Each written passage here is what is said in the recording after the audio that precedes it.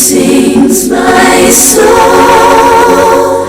my Savior God, to thee. How great thou art, how great thou art. Then sings my soul, my Savior God, to thee. How great thou art, how great thou art. Èmi á máa sọ Yorùbá. Le messager ira en Yoruba. Hallelujah. Alléluia. Let's settle. Ẹ jẹ́ ká farabalẹ̀. Gardons le silence. À ń ka ìwé Jòhánù. Nous allons lire. Lẹ́ẹ̀kan sí mo kí àwọn bàbá. Je salue de nouveau notre Père. A ó rí yín pẹ́ lórúkọ Jésù. Papa, vous allez vivre longtemps pour nous. Ìwé Jòhánù. Le livre de l'épître de Jean. Orí ẹ̀kẹrìnlá. L'évangile de Jean. A ó kà láti ẹsẹ̀ kẹfà sí ẹsẹ̀ kẹrìnlá. L'évangile de Jean, chapitre 14. Ìwé ìyìnrere ti Jòhánù. Jean, chapitre 14. Orí ẹ̀kẹrìnlá. Chapitre 14. Mo ń kà ní àti ẹsẹ̀ kẹfà. Je lis de verset 6. Jésù wí fún un pé èmi lé ọ̀nà àti òtítọ́ àti ìyè. Kò sí ẹnikẹ́ni tí ó lè wá sọ́dọ̀ bàbá bí kò ṣe nípasẹ̀ mi. Jésus lui dit, je suis le chemin, la vérité et la vie. Personne ne vient au Père que par moi. Ìbá ṣe pé ẹ̀yin ti mọ̀ mí, ẹ̀yin ìbá ti mọ̀ bàbá mi pẹ̀lú. Láti ìsinsìnyí lọ, ẹ̀yin mọ̀ ẹ sì ti rí i. Si vous m'avez connu, vous aurez aussi connu le Père. Et dès à présent, vous le connaissez et vous l'avez vu. Fílípì wí fún pé Olúwa fi bàbá hàn wá, ó sì tó fún wa. Philippe lui dit, Seigneur, montre-nous le Père et cela nous suffit. Jésù wí fún pé bí àkókò tí mo bá yín gbé ti pẹ́ tó, ìwọ kò sì tí ì mọ̀ mí síbẹ̀. Fílípì, ẹni tí ó bá ti rí mi ó ti rí bàbá. Jésus lui dit, il y a si longtemps que je suis avec vous et tu ne m'as pas connu. Philippe, celui qui m'a vu a vu le Père. What Donc, is- dis-tu, montre-nous le Père. Ìwọ àti ṣe wípé fi bàbá hàn wá, ìwọ kò wá gbàgbọ́ pé èmi wà nínú bàbá àti pé bàbá wà nínú mi. Ọ̀rọ̀ tí èmi ń sọ fún yín, èmi kò dá sọ, ṣùgbọ́n bàbá tí ń gbé inú mi, òun ni ó ń ṣe iṣẹ́ rẹ̀. Ne crois pas tu que je suis dans le Père et que le Père est en moi. Les paroles que je vous dis, je ne les dis pas de moi-même, mais le Père qui demeure en moi fait lui-même les œuvres que je fais. Ẹsẹ̀ ìkọkànlá. Le verset 11. Ẹ gbà mí gbọ́ pé èmi wà nínú bàbá, bàbá sì wà nínú mi.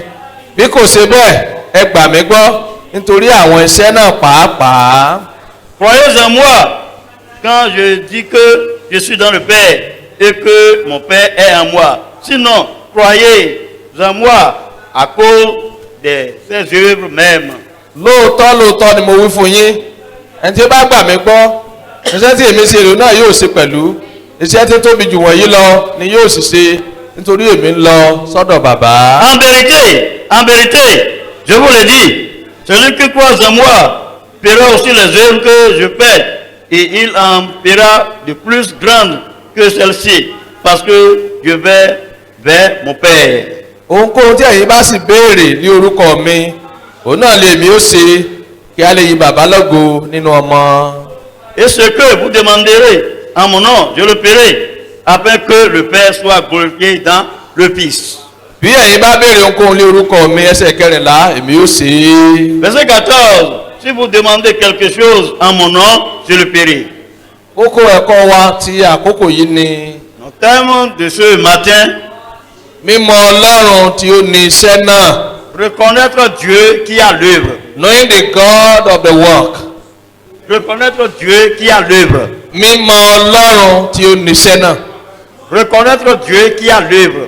mo mọ̀ pé ó yé wa pé bàbá sọ nípa iṣẹ́ náà à ń sọ nípa iṣẹ́ ìríjú wa bí ajínyìnrere. Je sais que si nous parlons de l'œuvre, vous devez avoir la certitude que nous parlons de notre ministère. ọlọ́run ló níṣẹ́ náà. C'est Dieu qui a le ministère. àwa jẹ́ alágbàṣe. Nous sommes que les ouvriers. alágbàṣe ni gbogbo wa jẹ́. Nous sommes tous les ouvriers. C'est Dieu àti qui àpọ́sítélì a le ministère. àti evangelist Que ce soit apôtre, àti évangile, wòlíì prophète, àti pastor pasteur, àti àwọn olùkọ́ni. les enseignants, gbogbo les wa docteurs. pátá alágbàṣe agbàwá ṣiṣẹ́ ni. Tous nous sommes que les ouvriers qui est embauchés dans le service. ṣùgbọ́n a wà ní àkókò ní ayé lónìí tí ọ̀pọ̀lọpọ̀ ń ṣiṣẹ́ ṣùgbọ́n tí wọn ò ní ìbáṣepọ̀ pẹ̀lú ẹni tó níṣẹ́. Nous sommes dans le moment dans le monde, beaucoup fonctionnent dans l'œuvre,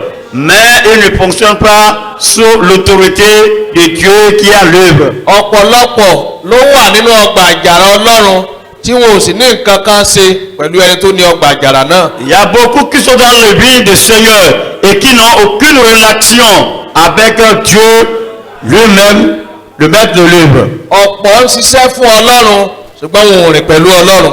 Beaucoup travaillent pour Dieu, mais ils ne sont pas en marche, en communion avec Dieu. ọ̀pọ̀ fẹ́ láti máa ṣiṣẹ́ fún ọlọ́run wọ́n ní ìtara ṣiṣẹ́ ọlọ́run ṣùgbọ́n wọn ò ní nǹkan kan ṣe ní ìbáṣepọ̀ ti ẹ̀mí pẹ̀lú ọlọ́run. Beaucoup ont le zèle d'œuvrer pour le Seigneur, mais ils n'ont aucune relation avec lui. òun ló fi ṣe pàtàkì ká kíyèsí ọ̀rọ̀ tí à ń kíyèsí yìí pé mímọ̀ ọlọ́run tó ní iṣẹ́ náà. C'est pourquoi c'est bien d'examiner bien ce thème, reconnaître Dieu qui a l'œuvre. ní orílẹ̀-èdè wa tí a wà yìí bí Dans ọdún mélòó kan sẹ́yìn notre nation nigérienne que nous y sommes, ní ìpínlẹ̀ kan tá a pè ní Ogun State. dans une préfecture que nous appelons Ogun State, arákùnrin kan ó dá ìjọ sílẹ̀. il y a quelqu'un qui a semé une église ó tún jẹ́ olùkọ́ni iléèwé girama kan. et il a utilisé un maître primaire. olùdásílẹ̀ ìjọ ni ṣùgbọ́n láàrin àwọn ọmọ ìjọ rẹ̀ ó ní ọ̀rẹ́bìnrin. Et parmi les membres de son église, il y a une concubine. ó níyàwó tirẹ̀ sílé tó bímọ fún. Il y a sa propre femme. ṣùgbọ́n single mother kan ó tún fi ṣe ọ̀rẹ́bìnrin rẹ̀. Alors, encore, il a une copine au sein de l'église. ó wá fẹ́ láti ṣe oògùn ohun tí ó mú kí ìjọ rẹ̀ gbòòrò. Il a cherché maintenant à faire des travaux pour élargir son peuple, son église. ó lọ lé babaláwo. Et il est allé dans les couvents. wọ́n wá ní yóò wá obìnrin kan wá. Et ils ont dit maintenant, pour réussir, il faut chercher une dame. ní àárọ̀ ọjọ́ yìí ó pe obìnrin ọmọ ọ̀rẹ́ rẹ̀ bìnrin yìí ó ní kó wá bá òun ní church. Et le jour, il a invité sa copine qu'il a dans l'église, de le rejoindre à l'église. ó ní àwọn ọjọ́ ní àdúrà. Et il a dit, bon, j'ai un programme de prière avec toi. ó ní kó sì má sọ fún ẹnikẹ́ni ṣùgbọ́n kó fi ọmọ rẹ̀ sí sùkúù tó máa bọ̀ wá. Il faut déposer seulement ton enfant à l'école et tu me rejoins à l'église. Ne dis personne, ne dis à personne. mọ́júmọ́ ọjọ́ yẹn àwọn babaláwo rẹ̀ ti wà ní church tí wọ́n ti ṣe gbogbo ètùtù yẹ kí wọ́n ṣe fún. Alors, ces marabouts étaient déjà à l'église. Ils ont déjà fait toutes les incantations et les sacrifices normaux. nígbà tí ọmọbìnrin yẹn dé. Et quand cette dame a pénétré l'église, wọ́n mú un sórí pẹpẹ. ils l'ont amené à l'hôtel. wọ́n pa á. Ils l'ont tué. wọ́n gé ọrùn rẹ̀. Ils ont enlevé ses seins. wọ́n gbẹ́lẹ̀ lóru yẹn náà. Et dans cette nuit, ils ont aussi wọ́n creusé. bu ọmọbìnrin yẹn mọ́nú ọ́fíìsì pásítọ̀. Et ils l'ont enterré dans le bureau du pasteur. kí àárọ̀ ọjọ́ kejì túmọ̀ wọ́n ti parí gbogbo iṣẹ́ wọn wọ́n ti lọ.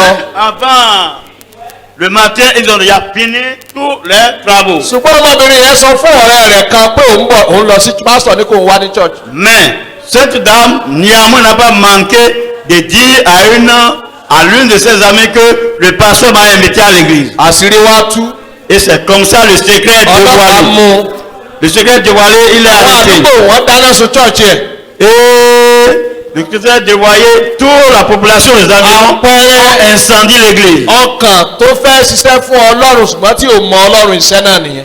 C'est les cœurs qui ont des ailes de travailler pour Dieu, mais qui ne connaissent pas le Dieu même qui les a appelés au service. wọ́n sì pọ̀ bẹ́ẹ̀ láyé tá a wà lónìí. Et ils sont vraiment nombreux dans le monde. àwọn tó fẹ́ràn sí olúwa. Les gens qui aiment le service du Seigneur. àwọn ajíire tó fẹ́ràn sí olúwa. les évangélistes qui aiment àwọn l'œuvre du pásítọ̀ tó Seigneur, fẹ́ràn sí olúwa. les pasteurs qui aiment l'œuvre du Seigneur, tí àwọn fúnra wọn ò ní ìbáṣepọ̀ pẹ̀lú ọlọ́run. mais ils n'ont aucune relation. ewu kò pọ̀ wà ní orí ìyá sì kíyèsí. Et c'est ce point que nous allons examiner. kí àwa náà lè kíyèsí ìrìn wa pẹ̀lú ọlọ́run ṣé a ní ìbáṣepọ̀ tó dára pẹ̀lú. Après que nous-mêmes nous nous examinons, est-ce que nous sommes en relation avec Dieu? ọlọ́run tó ní iṣẹ́ náà. Est-ce que nous connaîtrons bien? ṣé ọlọ́run pàápàá qui a l'œuvre. pé òṣìṣẹ́ rẹ̀ la jẹ́. Est-ce que Dieu même nous a appelé son orí employé? àwọn èèyàn lè mọ̀ wá. Les gens peuvent nous reconnaître comme àwọn serviteurs. ọmọ ìjọ lè mọ̀ wá. Les membres peuvent nous reconnaître àwọn comme aládùúgbò serviteurs. lè mọ̀ wá pé òjìṣẹ́ ọlọ́run ni wá. La population de l'environnement peut nous ṣùgbọ́n reconnaître tí comme ọlọ́run serviteurs. tí ó ní sí òní òun mọ̀ wá o. Est-ce que le ténèbre qui a le ministère lui-même en personne nous reconnaît comme son ouvrier? ní ìpínlẹ̀ èkó ní orílẹ̀-èdè wa níyì. Dans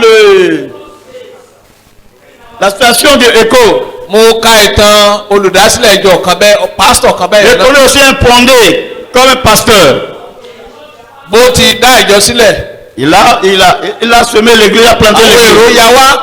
Et beaucoup de personnes bí wọ́n ti ya wá náà ló ń fẹ́ ọ̀pọ̀lọpọ̀ nínú àwọn obìnrin ìjọ yẹn. Et c'est comme ça il couchait les dames de l'église. ó wá bẹ̀rẹ̀ sí bú àwọn ológo ni. Et il a amené maintenant les gens de couvent. yóò mọ̀ wá sí wọn bú àwọn ológo ni. Il va prêcher contre les gens de couvent. olórí ọjọ́ kan ní wá bí àwọn ológo nìyẹn. Un jour, ces gens-là, ces petits jeunes wọ́n wá gbé personnes, eégún ìgúnnu wá sí church láti bàjà. et ils ont venu avec de grandes colères à l'église pour le comprendre. ìgbà tí wọ́n ń jà àwọn èèyàn náà ya wọ church. Quand ils se sont rentrés dans l'église pour le àwọn combattre, èèyàn pọ̀fọ̀. et ils des torí incantations. gbogbo ìwàásù ẹ̀ ni pé èṣù ò lágbára àwọn ò lágbára. Toute sa prédication, c'est que les gens du monde, des gens de couvent, n'ont pas de pouvoir, n'ont pas d'autorité. àṣọ fúnra rẹ̀ ó lè ń bẹ nídìí rẹ̀. Et lui-même, il a de charismatique dans son ceinture. nígbà tí ogun lé Et quand le combat était chaud, tó bá bọ́ aṣọ àdúrà rẹ̀ ló bá jùlẹ̀. et il a cette dévêture de vêtements. ló bá ti ọfọ̀ bọ́ ló. náà bá fọ̀bọ̀ síra wọn. Et maintenant, ils se sont commencé par dire des onígbà tó incantations. yà ìgúnnu yẹn kàn wá ó kàn ṣubú lé òní. Et quand quelqu'un venait être tombé sur lui, ó dẹ̀ yarọ lójijì. et la personne devenait impie par le micro, mo fẹ́ sin ọlọ́run. il va, ce pasteur a ó fẹ́ le láti zèle ṣiṣẹ́ de- fún ọlọ́run. il a le zèle de travail et d'œuvrer pour le Seigneur. ṣùgbọ́n kò mọ ọlọ́run tó ní. Mais il ne connaît pas le Seigneur ó ní qui a ìbáṣepọ̀ l'œuvre. láàrin ọlọ́run tó ní. Il n'a aucune relation, aucune intimité avec Dieu. ó wá yarọ. Et ce pasteur est devenu impie. gbogbo tí wọ́n lè ṣe láti mú rìn kò rìn mọ́. Tout ce qu'ils ont procédé, ìgbà yẹn ló wá aucune kọ́ sí marche. ìwé pé kí àwọn èèyàn lè kọ́ ẹ̀kọ́ lọ́dọ̀ òun. Et c'est en ce moment il a rédigé. pé òun bẹ nínú kí ènìyàn fẹ́ láti ṣe fún ọlọ́run láìsí kó dà tún bí. Il y a des conséquences. D'abord la volonté de servir Dieu, de ne pas connaître ce Dieu. mo gbọ́ nípa ti missionary kan kì í ṣe ìtàn.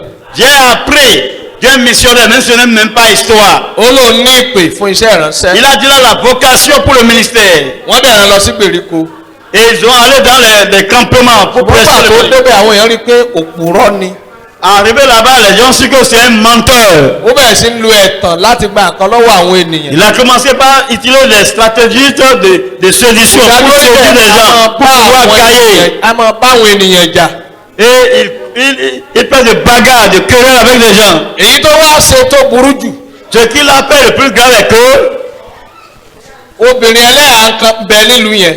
il y a des femmes des musulmans qui sont conservées spécialement à la maison. wọ́n bẹ̀rẹ̀ sí tóòsì ẹlẹ́yà yẹn lọ́kọ ó wá ń tóòsì ẹ̀ kó fẹ́ yàn lálẹ́. Et cette dame-là est mariée. Maintenant, il laissait pour pouvoir ìyẹn dẹ̀ ń ṣàlẹ́ cette fún àwọn femme. olè ṣe é. Et cette femme dit, je ne peux pas le faire. ṣùgbọ́n lọ́jọ́ kan gbà tí wàhálà rẹ̀ pọ̀. Un jour, quand il n'a pas cessé, ẹlẹ́yà ti sọ fún ọkọ rẹ̀. cette dame a déjà averti son ọkọ rẹ̀ mari. ti sá pamọ́ sínú yàrá. Et son mari s'est mis dans ẹlẹ́yà wa ní kó wá bá òun nílé pọkàn ò sí nílé. Et la dame l'a invité. Bon, mon mari n'est pas ó là. ti délé ẹlẹ́yà ní kó bẹ́wù rẹ̀ kó bọ́ sókòtò. Et la dame l'a recommandé comme bon. gbà tó bá gbogbo ẹ̀wù rẹ̀ tó bọ́ sókòtò. On est là dans la paix. ẹlẹ́yà wa kó aṣọ rẹ̀ wà nídìí sínú omi nínú bucket. Et la dame a pris tous ses vêtements qu'il a enlevés, ó wá plongé dans l'eau. ọkọ rẹ̀ jáde. Et maintenant la dame a fait sortir son mari. pásítọ̀ nítorí wa wà ní ọmọlúwàbí nílé obìnrin ọkùnrin ẹlòmíràn. àwọn akéwì gbogbo àwọn aráàlú pé wá wo missionary tá a rán sílùú àwọn. Et ils ont appelé la population de venir voir le ó ba iṣẹ́ missionnaire. ìránṣẹ́ Jésù jẹ́ nílùú yẹn. Il a détruit le ministère de Jésus dans ce campement. ọ̀pọ̀ fẹ́ láti ṣiṣẹ́ ọlọ́run. Beaucoup ont la volonté, le désir d'accomplir le ministère, mais ils n'ont pas la connaissance de Dieu. eléyìí léwu púpọ̀ púpọ̀. Ça a de ó conséquences. sọ pé wọ́n fẹ́ràn iṣẹ́ ìránṣẹ́. Ils ont aimé le service sacerdotal, le wọ́n sì ministère, fi ọlọ́run ní ọkàn wọn. mais ils n'ont pas la torí connaissance àwọn de Dieu ìwà dans leur báyìí cœur. torí àwọn ìwà báyìí Ces caractères. ìjọ di ẹni ìsọ̀rọ̀ òdì sí lónìí ní ayé. Et c'est pourquoi l'église est devenue ojú tí àwọn abominable. aráàta fi ń wo ìjọ kò fi ògo fún ọlọ́run. Et les gens du monde examinent le torí àrí Christ pásítọ̀ tó jẹ́ 419. malheureusement. àrí pásítọ̀ tó jẹ́ 419. On a les pasteurs qui sont des arnaqueurs. àrí àwọn mìíràn tí wọ́n jẹ́ olè. Il y a des pasteurs voleurs. àrí àwọn mìíràn tí wọ́n ń gbé ògùn róró. Il y a des pasteurs qui font wọ́n ti mú àwọn des pásítọ̀ commerces de, ògùn olóró hard drugs. oui, comme des drogues qui font ces commerces. oríṣi àwọn ìwà ibi tí a rí ní àwùjọ lónìí ni àwọn olùṣọ́ àgùntàn náà lọ́wọ́ nínú rẹ̀. Tout ce que nous voyons comme de mal dans le monde, les pasteurs sont inclinés dedans. eléyìí sì fi hàn wípé ọ̀pọ̀ ń ṣiṣẹ́ ọlọ́run láì mọ ọlọ́run tó níṣẹ́ yìí. Cela demande que beaucoup savent Dieu qui ne connaissent pas. service without relationship is a mess. iṣẹ́ ìránṣẹ́ láì sí ìbáṣepọ̀ pẹ̀lú ọlọ́run nígbà téèyàn fi àkókò èèyàn ṣòfò ni. Et le ministère sans Dieu, c'est perdre son temps. so nítorí náà mo fẹ́ kíyèsí nǹkan mẹ́ta kí n tó lọ jókòó. Je veux examiner 3 points avant que je ne quitte ici. La àkọ́kọ́ première, ni pé mímọ̀ Jésù ní ìpìlẹ̀ fún iṣẹ́ ìránṣẹ́. knowing Christ is the foundation for Christian ministry. il faut reconnaître Jésus comme le fondé. ẹ̀ẹ́dẹ́gbẹ̀jì ministry. how do people enter into ministry today? ọ̀nà wo làwọn èèyàn gbà wọnú iṣẹ́ ìránṣẹ́ lónìí? Par quel moyen, par quel chemin les gens pénètrent dans le ministère aujourd'hui? ẹ̀kẹta ni pé ewu ló wà nú àwọn tó fẹ́ ṣiṣẹ́ ìránṣẹ́ tí wò mọ ọlọ́run tó ní Et iṣẹ́. le troisième point, quelle est la conséquence de ceux qui veulent, qui ont le désir àwọn de faire àparí le rẹ̀ pé ministère? bóun ni èèyàn ṣe lè mọ ọlọ́run tó ní iṣẹ́ ìránṣẹ́ yìí. Pour finir, nous allons examiner comment on peut connaître Dieu et pour réussir le ministère. hallelujah. Alléluia. Jésù Olúwa ní ìpìlẹ̀ iṣẹ́ ìránṣẹ́ onígbàgbọ́. Jésus-Christ est le fondement. Jòhánù orí kẹrìnlá ẹsẹ̀ kẹfà tí a kà yẹn. Dans Jean 14, verset 6, Jésù ní èmi ní ọ̀nà Jésus dit, je suis le chemin, àti òtítọ́ la vérité àti ìyè. et la vie. Kò sẹ́ni tó lè wá sọ́dọ̀ bàbá Personne ne vient au Père bí kò ṣe nípasẹ̀. sans moi. Jésù ní ọ̀nà. Jésus est le ọ̀nà chemin. sí Ọlọ́run. Le chemin à Dieu qui mène à Dieu. Ohun àkọ́kọ́ tí mo fẹ́ ká mọ̀ mí ni pé èèyàn lè jẹ́ ẹni tó wà nínú ìjọ láì mọ Jésù. Il y a beaucoup qui seront dans l'église sans connaître Christ. Èèyàn lè màdúrà gbà tí ò mọ Jésù. Les gens peuvent être efficaces dans la prière sans connaître Jésus. Ènìyàn lè mórí kan kó wọ́n mọ Jésù. Les gens peuvent être des grands chantres. Ènìyàn lè gbọ́dọ̀ ní ìwàásù ńláńlá kó wọ́n mọ Jésù. Les gens peuvent être des prédicateurs fervents sans reconnaître Jésus-Christ. Eléyìí dẹ̀ léwu púpọ̀. Ça a des conséquences. Nínú ìwé Matthew Dans le livre de Matthieu, orí keje chapitre 7, ẹsẹ̀ 21 to 23. le verset 21 à 23. Jésù ní àwọn kan wọ́n wá sọ́dọ̀ ní ọjọ́ náà. Les certains viendront. Ó ní àwọn wàásù ní orúkọ On rẹ̀. a prêché par ton nom. Àwọn á jí òkúde ní orúkọ rẹ̀. On a ressuscité les morts. Àṣìṣe ìyanu ńláńlá ní orúkọ rẹ̀. Nous avons fait des miracles par ton Ó nom. ṣùgbọ́n Jésù fún ọ pé èmi ò mọ̀ yín rí. Mais Jésus va leur répondre. Moi, je ne veux Ẹ pas. kúrò lọ́dọ̀ mi Quittez. ẹ̀yin oníṣẹ̀ṣẹ̀. Vous qui connaissez l'iniquité. Èmi ò mọ̀ yín rí. Je ne vous connais pas. Wọ́n wà ní church. Ils sont dans Wọ́n l'église. jẹ́ oníwàásù. Ils sont Wọ́n prédicateurs. ṣiṣẹ́ ìyanu. Ils font les Wọ́n miracles. múni lára dá. Ils font la Ṣùgbọ́n guérison. Jésù ní ọjọ́ yẹn òun sọ pé òun mọ̀ wọ́n rí. Mais Jésus a dit ce jour-là, je vous Ìyẹn ni pé ó ṣeé ṣe kí èèyàn wà ní church. C'est possible qu'on Ó máa soit dans ṣiṣẹ́ l'église. nínú church. Et que je sois un ouvrier papa dans l'église. Ó máa ní ìbáṣepọ̀ pẹ̀lú Ọlọ́run. Et de ne pas avoir aucune relation avec Kejì Dieu. níbẹ̀ ni wípé ọ̀pọ̀lọpọ̀ ní iṣẹ́ tí wọ́n ń ṣe wọn orí wọn tí ó sì sí ìgbàlà ní ọkàn wọn. C'est que l'occupant les a remplis de tête, de mémoire, mais ils n'ont pas le salut. bí a bá ṣe ìránṣẹ́ a kọ́kọ́ bẹ̀rẹ̀ pẹ̀lú ara wa ná. Si nous aimons le service, Oh, nous Dieu, devons commencer par nous-mêmes. ohun tí ènìyàn ní lè fún yàn. C'est ce que l'homme possède qui peut aussi donner. so iṣẹ́ ìránṣẹ́ Le ministère, láì sí ìbáṣepọ̀ pẹ̀lú ọlọ́run sans relation avec Dieu, fífi àkókò ènìyàn ṣòfò ni. c'est un gaspillage de temps, une perte torí de pé temps pour la èròǹgbà personne. iṣẹ́ ìránṣẹ́ ni láti lọ sínú ayé láti mú àwọn èèyàn wá sọ́dọ̀ Jésù. La cause du ministère, c'est d'aller dans le monde et d'amener les gens vers le Christ. ayé tí èsù ti bàjẹ́ ká tún ṣe. Et les vies que le diable a déjà détruites, de les restaurer. ṣùgbọ́n ẹni tí ò ní ìbáṣepọ̀ pẹ̀lú ọlọ́run yóò máa ba ayé yẹn jẹ́ yóò tún bàjẹ́ sí i. Mais celui qui n'a pas la relation avec Dieu, au lieu de faire la restauration, il va encore détruire davantage le monde. púpọ̀. Et cela va faire irriter Dieu. so Jésù ṣe àtẹnumọ́ ìbáṣepọ̀ pẹ̀lú o kí a tó lè ṣiṣẹ́ ìránṣẹ́. Jésus a mentionné de relations, de láìsí èmi avant le ministère. ẹ ò lè ṣe nǹkan. Sans moi, vous ne pouvez rien. Jòhánù orí kẹẹ̀ẹ́dógún ẹsẹ̀ karùn-ún ó ní láìsí mi ẹ ò lè ṣe Jean nǹkan. 15, verset 5. Sans moi, vous ne pouvez rien. ó ní ẹni tí ẹsẹ̀ kejìlá sì kẹ́ ó ní ẹni tó bá gbà mí gbọ́ ìyẹn ní pé ẹni tó ní mi ẹni tó dàtún bí ẹni tó dọmọ ọlọ́run oníṣẹ́ tí èmi ṣe ní òun náà yóò ṣe pẹ̀lú. Il dit maintenant, celui qui croit en moi, celui qui est en moi, le que je le fais, il le fera parfaitement et exactement. ìyẹn ni pé ká tó lè ṣiṣẹ́ fún òun Jésù fẹ́ kí àwa náà ká gba òun sínú ayé wa bí Olúwa tó lùgbàlà. Avant de faire cette œuvre, nous devons le recevoir. Alors que le sauveur est personnel. ọdún tẹ̀wé lò ní church kan ló mátà. Ce n'est pas l'année que nous avons vécu à l'église qui est irú important. ọlá àti ìyì tí wọ́n fún wa kan ló mátà. Ce n'est pas les honneurs que òun ló nous mátà nous ní donne. pé so ti jọ̀wọ́ ayé rẹ̀ fún Jésù. C'est pourquoi on pose souvent la question. C'est on As-tu entend reçu voir- Jésus comme ton sauveur personnel? bí pásítọ̀ bí ajíhìnrere so ti dàtún bí so ti dọmọ Ọlọ́run. Pasteur, évangéliste, docteur, diacre, est-ce que tu as Jésus dans ta vie personnellement? so níní ìgbàlà dídi ọmọ Ọlọ́run òun ni àkọ́kọ́. Le premier point, c'est d'avoir le salut et de devenir enfant de Dieu. ohun ẹ̀kejì Second point maintenant. báwo ni àwọn èèyàn ṣe ń wọṣẹ́ ìránṣẹ́ lónìí.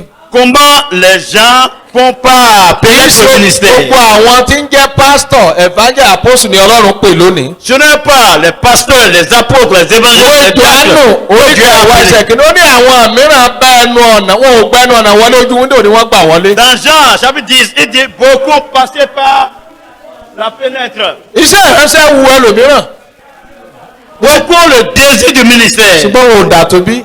Mais ils ne sont pas nés de nouveau. àwọn ọ̀nà wo làwọn èèyàn gbà wọṣẹ́ ìránṣẹ́ lónìí. Par quel chemin les gens rentrent dans le àwọn ministère? mìíràn wọ́n wá nítorí pé wọ́n fẹ́ ọlá àti iyì tí àwọn ìránṣẹ́ Ọlọ́run ní. Certains viennent parce qu'ils veulent l'honneur que les pasteurs reçoivent. wọ́n fẹ́ kí àwọn La èèyàn dignité des pasteurs, c'est ça qui les a poussés àwọn dans èèyàn le máa kí ministère. wọ́n ẹni ọ̀wọ̀ Et les gens vont dire ìránṣẹ́ Olúwa révérend, àwọn èèyàn kúnlẹ̀ fún wa et ils vont, àwọn èèyàn bu ọlá fún wa. ils vont les honorer. ohun tó mú kí àwọn mìíràn wọnú iṣẹ́ ìránṣẹ́ C'est lónìí. ça qui a poussé beaucoup de rentrer dans le ministère. àwọn mìíràn ìjọ ló pè wọ́n. Il y a certains, c'est Alors, l'Église qui les a appelés. Ce n'est pas Dieu qui les a appelés. ìjọ náà ní afẹ́kíwọ̀ náà di pásítọ̀. C'est l'Église qui a décidé que nous voulons que tu sois pasteur. àwọn fúnra wọn ò ní ìbáṣepọ̀ pẹ̀lú Ọlọ́run. Eux-mêmes n'ont aucune relation avec Dieu. àwọn mìíràn ìlú wọn ló pè wọ́n. Certains, c'est les villages qui les a appelés. àwọn fúnra wọn ò ní ìbáṣepọ̀ pẹ̀lú Ọlọ́run. Eux-mêmes n'ont aucune relation avec Dieu. Ọlọ́run sọ́nù wo Jeremiah orí 23 ẹsẹ̀ 21. Dieu a dit dans le livre de Jérémie, pé àwọn olùṣọ́ àgùntàn yẹn òun ò pè wọ́n àwọn ló pe ara wọn. moi je ne les ai pas appelés. Ce sont eux àwọn ènìyàn ló jẹ́ wọ́n ṣiṣẹ́ tí wọ́n ń ṣe. les gens qui les a désignés dans le ministère. ẹgbẹ́ kẹrin ni àwọn tí wọ́n wá nítorí owó. Le troisième point, c'est ceux qui ont venu à cause de wọ́n l'argent. rò pé ọ̀nà sí ìgbàlà òun ni láti ọ̀nà sí àti gbọ́ Ọlọ́run ni owó. Certains, c'est que c'est le chemin de connaître Dieu, c'est de richesse, àwọn de mìíràn l'argent. rí iṣẹ́ ìránṣẹ́ bí òwò ṣíṣe. Les gens ont vu le ministère comme le commerce. àwọn mìíràn dá chọ́ọ̀chì sílẹ̀ pé bí pé wọ́n ń ṣòwò. Les gens ont planté des églises pour le commerce. àwọn mìíràn rò pé ọ̀nà láti tètè di ọlọ́rọ̀ ni. C'est beaucoup fait pour pouvoir devenir riche. àwọn mi rò pé ọ̀nà láti lọ ní òyìnbó ni. C'était engagé dans le ministère. Ọlọ́run ò pè wọ́n ṣùgbọ́n wọ́n pe ara wọn. Dans les pays de l'Occident. Sóòsì ẹgbẹ́ àwọn tó pera wọn sínú iṣẹ́ ìránṣẹ́. Sóòsì nínú ẹgbẹ́ àwọn tó pera wọn sínú iṣẹ́ ìránṣẹ́. Sóòsì nínú ẹgbẹ́ àwọn tó pera wọn Est-ce sínú que iṣẹ́ tu ìránṣẹ́. n'es pas parmi ce groupe qui se sont appelés eux-mêmes dans le ministère? So onídàálójú pé Ọlọ́run ló pè ọ́. Est-ce que tu as la certitude? Sóòsì mọ Ọlọ́run C'est náà. Dieu qui t'a appelé. Reconnais-tu ce Dieu? Àwọn ẹgbẹ́ karùn-ún ni àwọn tó ní ìtara fún iṣẹ́ ìránṣẹ́ ṣùgbọ́n wọn ò ní mọ Le Ọlọ́run. cinquième point, c'est ceux qui ont des ailes pour Dieu. Wọ́n ní ìtara wọn fẹ́ ṣiṣẹ́ fún Ọlọ́run. Ils ont des ailes. Ṣùgbọ́n àwọn pàápàá ò ti bọ́ Ọlọ́run pàdé. Et jusque-là, eux aussi ne sont pas en relation avec Dieu. Mo fẹ́ ká mọ̀ yí pé ìpè ṣiṣẹ́ ìránṣẹ́ ìpè láti bọ́ Ọlọ́run rìn ni. Et l'appel au ministère, c'est l'appel de cheminer, de marcher avec Dieu. Ìpè láti ní ìbáṣepọ̀ tó dánmọ́rán pẹ̀lú Ọlọ́run. C'est une vocation, un appel d'avoir une intimité, une relation avec Dieu. Ìpè láti súnmọ́ Ọlọ́run pẹ́kípẹ́kí. C'est un appel d'être Eléyìí ṣe pàtàkì fún wa láti mọ̀ bí onígbàgbọ́. et proche de Dieu. Eléyìí ṣe pàtàkì fún wa láti mọ̀ bí onígbàgbọ́. Ça, c'est dit pour nous, les croyants. Mo béèrè lọ́wọ́ rẹ. Je te demande. Kí ni ìbáṣepọ̀? C'est dans le ministère, ils vont faire dérouter les gens et les faire devenir double voie dans l'enfer. Ohun ẹ̀kejì ni pé òun arú ẹni bẹ́ẹ̀ yóò bàjẹ́. Encore le second point que les caractères, les composants Ẹni bí o máa wà ìbàjẹ́ tí ò bá Bíbélì mu. et il va faire des comportements qui ne sont pas dignes de la Bible. Eléyìí yóò wá bojú ìjọjọ́ ní àwùjọ. Et ça va détruire l'image de l'église dans la population. Àwọn èèyàn máa sọ̀rọ̀ òdì sí ìjọ. Et les gens vont profaner contre l'église. Ohun ẹ̀kẹta ni pé irúṣẹ́ ìránṣẹ́ ẹni bẹ́ẹ̀ kò ní sun èso. Le troisième point, le ministère de la personne ne va pas donner de fruits, ne sera pas fructifié. Ìwé Jòhánù orí kẹẹ̀ẹ́dógún ẹsẹ̀ kejì ó ní ẹ̀ka tí ò bá gbénu mi kò lè sun Dans èso. le verset 2, il dit, les séments qui ne sont pas à moi ne vont pas porter de Ó fruits. ní ẹ máa gbénu mi èmi ó sì máa gbénu yín. Restez à moi et moi Bí demeurez. àbá gbénu Jésù àní lè sun èso. Si nous ne demeurons pas en Christ, nous allons pouvoir Iṣẹ́ porter de ìránṣẹ́ fruits. tọ́lọ́run ò pè kò ní sun èso dáradára. Le ministère que Dieu n'a pas appelé ne va pas produire de fruits. Ohun ẹ̀kẹrin ni pé irú ẹni bẹ́ẹ̀ yóò rí àkọlù Sátánì àti àwọn ọmọ ogun rẹ̀. Celui-là, il va emprunter le Satan. Ọlọ́run ò lè dáàbò bò torí Ọlọ́run ò mọ̀ ọ́. Dieu ne va pas intervenir dans ce combat. Parce que Dieu ne le connaît pas. Inú ìwé ìṣe àwọn àpòsílì. Dans l'Acte des Apôtres, Orí kọkàndínlógún. chapitre 21, Ẹsẹ̀ kẹtàlá sí le kẹrìndínlógún. verset 13 à... Ó sọ fún wa nípa ìtàn àwọn ọmọ Skéfà méje. Ça nous a parlé de l'histoire des... Tí wọ́n wọnú tẹ́ḿpìlì lọ. Et qui ont rentré. Tí wọ́n rí àwọn ẹlẹ́mìí èṣù. Ils ont vu Tí wọ́n ní des gens possédés de ẹ̀jẹ̀ nínú wọn démons. lórúkọ Jésù Ils àwọn ont commandé, vous de me sortir. ẹ̀mí èṣù yẹn wá ní Jésù àwa mọ̀ ọ́. Et les esprits diaboliques, Pétérù àwa mọ̀ nous ọ́. connaissons Jésus, nous connaissons Pọ́ọ̀lù àwa mọ̀ ọ́. Saint-Paul. Ta lẹ̀yin? Et vous êtes qui? Ó ní wọ́n fò mọ́ wọn. Et c'est, Wọ́n nà wọ́n. ils ont précipité sur lui. Wọ́n nà wọ́n. Il les a battus. Wọ́n já wọn sí o. Il les a Wọ́n détruits. wá sá jáde. Et ils ont sorti. Bí èèyàn ò bá ní Jésù. Si on n'a pas Jésus, Ó fẹ́ sí ìránṣẹ́ yóò jẹgba lọ́wọ́ èṣù. il sera châtié de la Àwọn main. aráalé rẹ̀ yóò jẹgba lọ́wọ́ èṣù. Et sa famille sera menacée par les démons. Ewu karùn-ún tó wà ní ewu kẹrin tó wà níbẹ̀ nìyẹn. C'est la conséquence. Ewu karùn-ún. Cinquième conséquence. Òun ni pẹ́rú ẹni bẹ́ẹ̀ yóò gbéraga. La personne va s'employer d'orgueil. Yóò sì ṣubú kúrò. Et va tomber dans Ìwé ìkíni Kọ́ríńtì orí kẹjọ ẹsẹ̀ kìíní. 1 Corinthiens chapitre 8. Ó ní ìmọ̀ a máa múni gbéraga. La connaissance fait d'orgueil. Ẹ̀karùn-ún ni pé Cinquième, irú ẹni bẹ́ẹ̀ yóò rí ìtìjú ayérayé re. cette personne aura de honte éternelle. Jésù lọ́jọ́ ẹ̀wọ̀n yẹn wá. Jésus dit les gens Wọ́n venus. la wàásù lórúkọ rẹ̀. On a prié par ton nom. Wọ́n la ṣe ìyá lórúkọ On rẹ̀. a fait des Wọ́n la miracles wá par ton ṣe nom. àwọn iṣẹ́ ńláńlá ní orúkọ rẹ̀. Nous avons opéré des prodiges en ton Jésù nom. ní òun sọ fún ọ pé òun mọ̀ yín rí. Jésus m'a dit, je ne vous connais pas. Ẹ kú lọ́dọ̀ mi. Quittez devant moi. Ẹ̀yin oníṣẹ́ ẹ̀ṣẹ̀. Vous qui commettez Eléyìí ṣe l'iniquité. pàtàkì káàró dáadáa bí onígbàgbọ́. Ça, c'est très important, Lẹ́yìn les gbogbo amis. làálàá wa ní ayé. Après tous les tracas, Olúwa wa ní òmò wá rí kò ní dára. et nous allons écouter. Nítorí náà mo rọ̀ wọ́n ó yẹ ká kíyèsí. Je vous exhorte Ṣé o ní ìbáṣepọ̀ tó dára pẹ̀lú Ọlọ́run? d'examiner est-ce que nous avons Ṣé de o ti di relation. àtòbí? Est-ce que nous sommes nés de nouveau? tó ní ìgbàlà. Est-ce que nous avons le salut fún authentique? ẹ̀ṣẹ̀ rẹ sílẹ̀. Est-ce que nous avons déjà abandonné le péché? Jésù. Est-ce que nous sommes proches de ṣé Jésus? Jésù mọ̀ ọ́? Est-ce que nous connaissons Jésus? ọlọ́láwọ̀ yẹn fún ọkọ ló mátà. C'est pas le titre qu'on te donne qui est important. tó ṣe akọrúkọ rẹ sínú ìwé ìyè. Est-ce que ton nom est écrit dans le livre de vie? ní ìparí, Finalement, àwọn ọ̀nà wo lèèyàn lè gbà láti mọ̀ ọ́? par quel chemin nous allons ìwé connaître Dieu? Jòhánù orí kẹtàdínlógún ẹsẹ̀ kẹta. Jean chapitre 17. ìyà nípẹ̀kun náà sì lè yí. Voici la vie éternelle ceci. kí wọ́n kí ó lè mọ̀ ọ́. Qu'ils te connaissent. ìwọ nìkan ọlọ́run òtítọ́. Toi seul le vrai Dieu. àti Jésù Kristi ẹni tí ìwọ rán. C'est Jésus que tu as envoyé. hallelujah. Alléluia. ìyà nípẹ̀kun ni Jésù. Jésus est la vie éternelle. kí àwọn èèyàn bá mọ Jésù wá ní ìyà nípẹ̀kun. Quand les gens condamnent Jésus, ils auront la vie éternelle. gbogbo èèyàn ló kú nínú ẹ̀ṣẹ̀. Tous sont morts dans le péché. gbogbo èèyàn ni Ọlọ́run kọ̀ nítorí ẹ̀ṣẹ̀. Tous sont abandonnés par gbogbo Dieu. èèyàn ni Ọlọ́run bá jà nítorí ẹ̀ṣẹ̀. Et tout, Dieu a combattu tout le Jésù ló ń bọ̀ wá sí péché. ọ̀dọ̀ Ọlọ́run nípa C'est Jésus ẹ̀jẹ̀. maintenant qui nous a reliés à Dieu. so bí èèyàn bá mọ Ọlọ́run nǹkan mẹ́ta ni yóò ṣe. Si tu vas connaître Dieu, tu vas faire trois processus. wàá gba Jésù sínú ayé rẹ ní tòótọ́. Premier point, tu vas recevoir Jésus dans ta wàá vie di personnelle. àtòbí. Tu seras né de nouveau. ó ní ó tọ̀ àwọn tirẹ̀ wá. Il a venu vers ses siens. àwọn tirẹ̀ kò sì gbà á. Et ses siens ne ṣùgbọ́n l'ont iye pas àwọn reçu. tí ó gbà á gbọ́. Ceux qui l'ont reçu, àwọn la fi agbára fún. il lui a donné le pouvoir di ọmọ Ọlọ́run. de devenir enfant de Jòhánù Dieu. orí kìíní ẹsẹ̀ kejìlá. Jean 1 verset 12. Ceux ìyẹn ni qui l'ont cru en pé lui. iṣẹ́ ìránṣẹ́ gbọ́dọ̀ bẹ̀rẹ̀ pẹ̀lú ìgbàlà kì í ṣe pẹ̀lú ẹ̀sìn. Le ministère doit commencer par le salut authentique, non par le péché.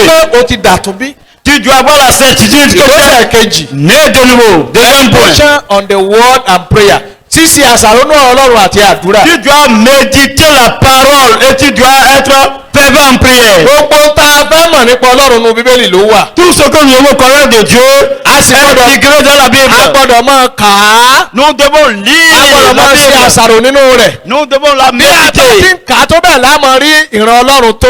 C'est de la manière dont nous lisons la parole ìran que nous Ọlọ́run devons gbogbo découvrir tó yẹ kó davantage. ní nínú Bíbélì ló wà. Toute la vie, les visions. òun ni Ọlọ́run sọ fún Jóṣúà ní Jóṣúà orí kìíní ẹsẹ̀ kẹjọ. Et c'est dit dans le livre de Josué chapitre ó ní 28. ìwé òfin yìí kò gbọ́dọ̀ kúrò ní ẹnu rẹ. Le livre de loi ne quittera pas ta ṣùgbọ́n bouche. nínú rẹ̀ ni wọ́n yóò máa ṣe àṣàrò. Et tu la méditeras ní ọ̀sán jour et nuit. àti ní òru. Jour et ó ní nuit. nípa bẹ́ẹ̀ ni yóò sì dára fún ọ. Et c'est de là ìwọ que yóò tu sì ṣe prospérer. ọ̀nà rẹ ní rere. Et ta voie sera bonne.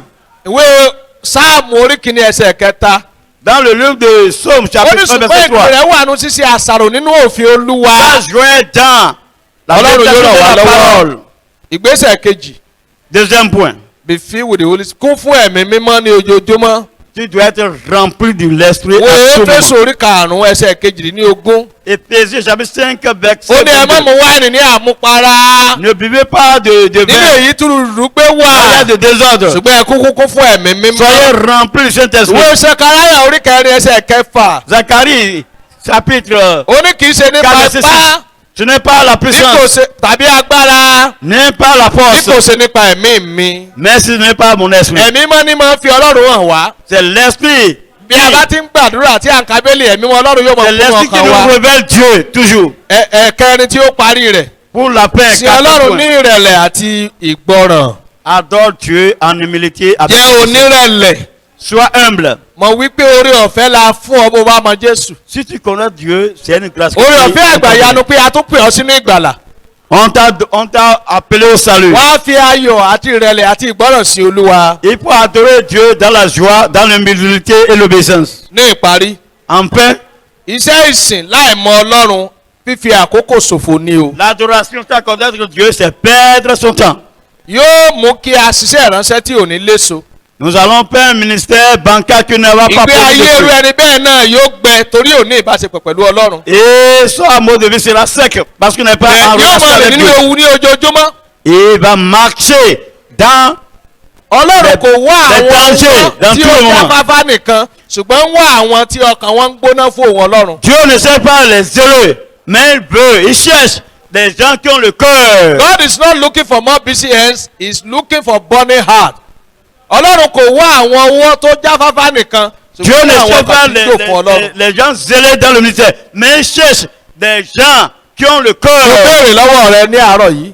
Je te demande ce matin, ǹjẹ́ o ti mọ ọlọ́run tó níṣẹ́ yìí? est-ce que tu reconnais, ǹjẹ́ o ti gba Dieu Jésù qui a ayé rẹ bí existé. olúwa tó lùgbàlà? est-ce que tu as déjà confié entièrement ta vie ṣé au Jésus-Christ? àkọrúkọ rẹ sínú ìwé ìyè? Ton nom est déjà inscrit dans le livre de vie. ṣé o ní ìbáṣepọ̀ pẹ̀lú ọlọ́run? Est-ce que tu as une intimité de ṣé relation o máa avec ń Dieu? gbọ́ ohùn ọlọ́run? Est-ce que tu reçois la Jésù ní communication èmi avec mọ Dieu? àwọn àgùntàn mi. Jésus dit, je connais mes àwọn brebis àgùntàn mi sì mọ̀ mí. et mes brebis me connaissent. ṣé ìwọ mọ ọlọ́run? Est-ce que tu ṣé reconnais Dieu? ọlọ́run mọ̀ ọ́? Est-ce que Dieu te reconnaît? ṣé ọlọ́run mọ̀ ọ́? Est-ce que Dieu te ṣé o reconnaît? gbọ́ ohùn ọlọ́run? Est-ce que tu écoutes ṣé la ìwọ voix de Dieu? gán mọ ohùn ọlọ́run? Est-ce que tu veux reconnaître la eléyìí voix de jẹ́ Dieu? pàtàkì fún ata gbọ́dọ̀ kíyèsí láàárọ̀ yìí. Nous devons examiner ça. kí iṣẹ́ wa Si notre kó má œuvre bàa já sásán.